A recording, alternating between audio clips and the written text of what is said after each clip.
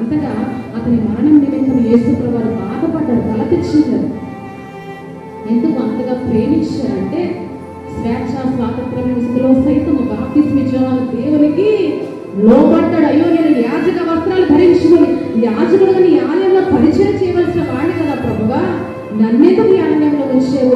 ఒక చక్కటి ఆహారాన్ని తింటూ ప్రజలందరి చేత గౌరవప్రదమైన స్థానంలో ఉండవలసిన నేను ఈ అరణ్యంలో ఈ మితమైన ఆహారాన్ని తింటూ ఈ ఒంటిరోమల వస్త్రాన్ని ధరించుకుంటూ ఈ మితమైన జీవితాన్ని నేను ఎందుకు జీవించాలని యోహాను ఎప్పుడు కూడా దేవుణ్ణి ప్రశ్నించలేదు. కానీ స్వాతంత్ర సైతము దేవునికి అంత సంపూర్ణంగా లోపడ్డాడు. హల్లెలూయా. ఈరోజు మన జీవితాల్లో కొంచెం స్వాతంత్రం కోల్పోతే నాకు ఈ జీవితము వద్దయ్యా, ఇదే శాశ్వతం అనుకుంటున్నాం కదా మనం చాలాసార్లు. ఇదే శాశ్వతం అనుకొని మనం దేవుడిని తిరుగుబాటు చేస్తూ ఉంటాం.